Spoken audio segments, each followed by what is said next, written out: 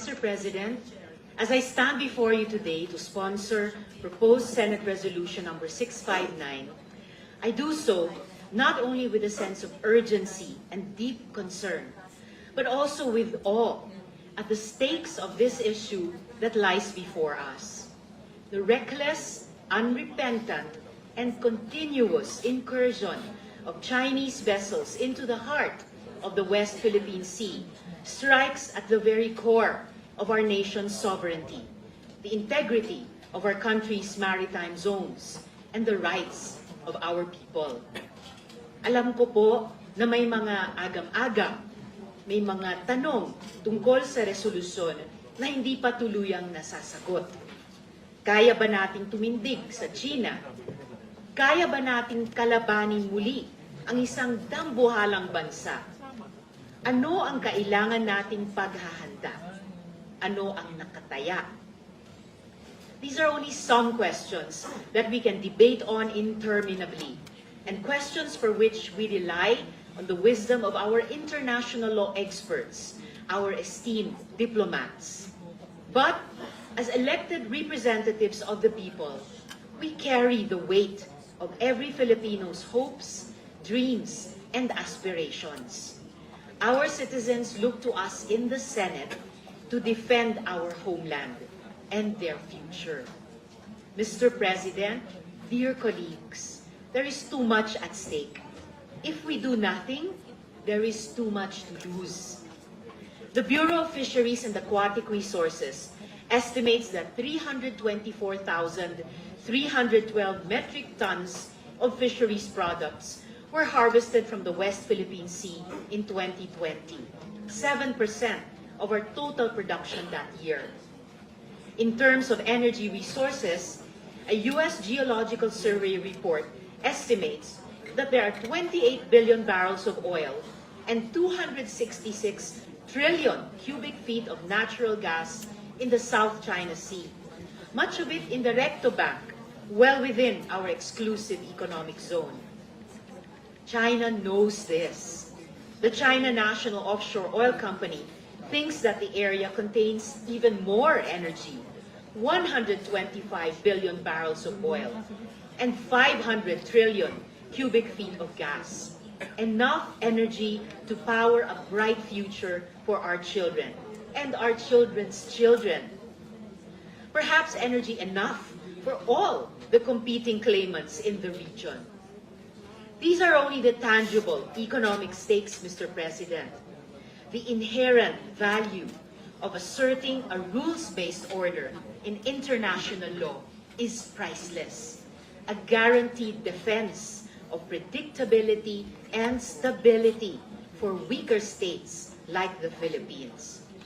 Mr. President, considering these stakes, considering all that we stand to lose, I maintain that there is no other option but to stand united behind the Philippine victory in The Hague and in opposition to the illegitimate territorial claims embodied in the so-called 9-dash line.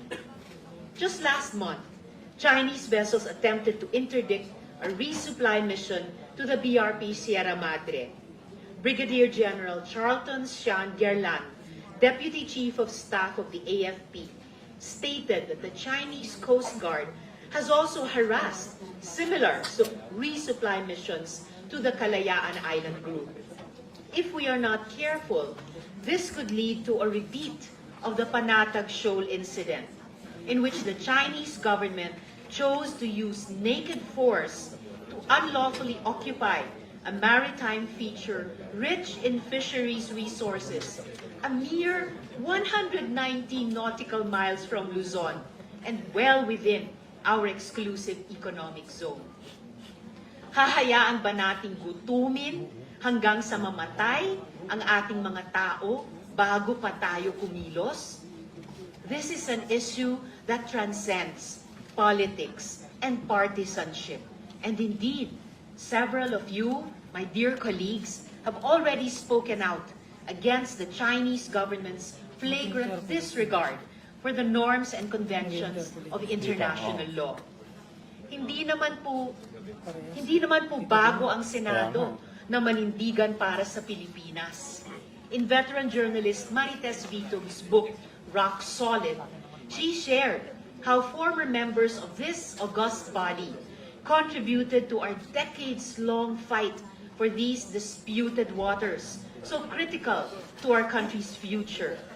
Kasama na dito ang yumaong si Senador Rodolfo Biazon, na isa sa mga unang tumayo para sa ating soberanya.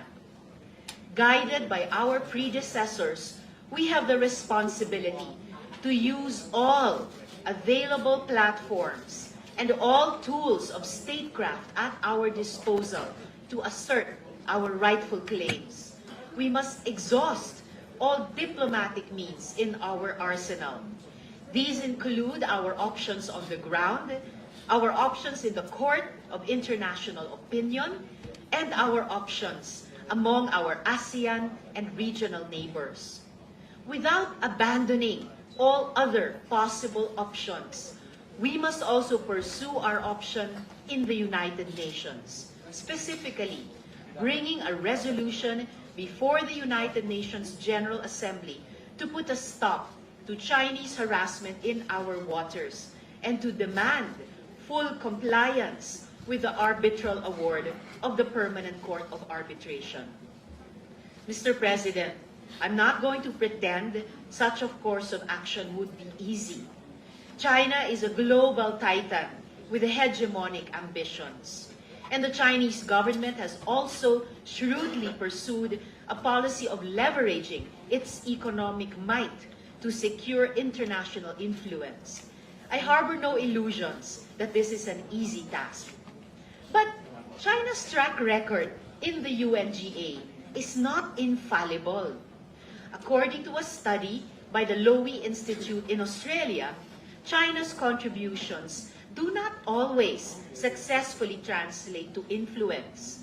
In 2015, for example, in the face of furious opposition from China, 117 member states of the UN General Assembly approved a resolution recognizing the role of human rights defenders, calling for their protection, and urging states to release persons arbitrarily detained for exercising their fundamental rights to freedom of expression, peaceful assembly, and association. This demonstrates how the UN and the UNGA still remain viable platforms to uphold international law and protect weaker states. And now that our country has received a snowballing of support for our lawful claims in the West Philippine Sea, now that we are at an optimal juncture to call on more nations to rally behind our cause, now is the time to push for this course of action. Just last month, 16 member countries of the European Union issued a statement reaffirming their support for the 2016 ruling of the Permanent Court of Arbitration, recognizing our nation's rights over the West Philippine Sea. Recently, India distanced herself from her partners in the BRICS by issuing a joint statement with the Philippines, stressing a shared interest in a free, open, and inclusive Indo-Pacific region. Along with our other security partners and allies, like the United States, the United Kingdom, Japan, New Zealand, Australia, and Italy, who have already reaffirmed their support for the arbitral ruling. This is a clear sign that the world is arriving at a consensus, recognizing the validity of our claim to the West Philippine Sea. While we are in a better position than we were 7 years ago, standing shoulder to shoulder with our regional allies and partners, we must continue to solidify that international consensus against the unlawful claims of the Chinese government and the illegitimate policy it is pursuing in the West Philippine Sea of attempting to do with force and coercion what it cannot achieve under international law. Nonetheless, I recognize that this will require all the craft and ingenuity of our diplomats, and I trust in the wisdom of the men and women of the DFA to craft language that can mobilize the widest consensus. I have no doubt that our institutions and the entire Filipino public will give our full and unconditional support as they represent the pride and honor of our country on the world stage. Mr. President, dear colleagues, a UNGA resolution could bolster the arbitral award, which makes one thing supremely and absolutely clear. China's claim of historic rights to resources in the waters of the entire South China Sea was illegal and incompatible with the exclusive economic zones provided by the UNCLOS. A UNGA resolution is in the interest not only of the Philippines, but also the entire community of nations. Nations that have learned not just the follies, but also the limits of force and war, and have sworn never to repeat that bitter lesson. Mr. President, taking this to a vote before the United Nations, knowing the stakes, knowing who we are up against, is us telling the Filipino people that we will not cower in fear, that we will fight with them. As the BRP Sierra Madre, tattered by the weather and battered by history, continues to stand defiantly as a symbol of a country that will not yield, not one nautical inch, so too must we stand. Let us take heart from the courage of our own people, the fisherfolk who still venture out to sea, the Philippine Marines who stand their ground on a rusting ship. Gawin po natin ito para sa kanila, para sa ating mga anak, para sa mundong pinoprotektahan ang mahina at nirerendahan ang malakas. At higit sa lahat, para sa minamahal nating Pilipinas. Mabuhay, Mr. President, o daghang salamat. Bunyog, bunyog, halikan na kasama ka.